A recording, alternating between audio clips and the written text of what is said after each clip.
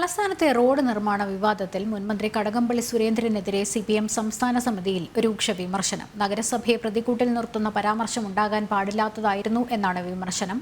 തിരുവനന്തപുരം നഗരത്തിലെ റോഡ് നിർമ്മാണം അനിശ്ചിതമായി നീണ്ടുപോകുന്നു എന്ന കടകംപള്ളിയുടെ പരാമർശമാണ് വിമർശനത്തിന് ഇടയാക്കിയത്. തിരുവനന്തപുരം നഗരത്തിലെ പ്രധാന റോഡുകളുടെ ശോചനീയാവസ്ഥയിൽ മുൻമന്ത്രി കടകംപള്ളി സുരേന്ദ്രനും പൊതുമരാമത്ത് മന്ത്രി മുഹമ്മദ് റിയാസും തമ്മിൽ ഉടലെടുത്ത വാഗ്വാദത്തിന്റെ തുടർച്ചയാണ് കടകംപള്ളിക്കെതിരായ CPM സംസ്ഥാന സമിതിയിലെ വിമർശനം. CPM ഭരിക്കുന്ന നഗരസഭയെ പ്രതിക്കൂട്ടിലാക്കുന്നതായിരുന്നു കടകംപള്ളി സുരേന്ദ്രന്റെ പ്രസ്താവന. ഒരു മുതിർന്ന നേതാവിൽ നിന്നും ഉണ്ടാകാൻ പാടില്ലാത്തതായിരുന്നു ഇത്. കടകംപള്ളിയുടെ നടപടി അതീവ ഗൗരവതരമാണെന്നും CPM സംസ്ഥാന സെക്രട്ടേറിയറ്റ് വിലയിരുത്തി. റോഡ് നിർമ്മാണത്തിലെ വീഴ്ചയിൽ മേയറെ വേദിയിലിരുത്തി കടകംപള്ളി നടത്തിയ വിമർശനം വലിയ വിവാദമായിരുന്നു. തുടർന്ന് മുഹമ്മദ് റിയാസ് വിഷയം ഏറ്റെടുക്കുകയും റോഡ് നിർമ്മാണത്തിൽ വീഴ്ച വരുത്തിയ കരാറുകാരനെ മാറ്റിയതിൽ ചിലർക്ക് പൊള്ളലേറ്റെന്ന പരാമർശം നടത്തുകയും ചെയ്തു. ഈ വിഷയത്തിലാണ് കടകംപള്ളിക്കെതിരെ സംസ്ഥാന നേതൃത്വത്തിൽ തന്നെ വിമർശനമുയർന്നത്.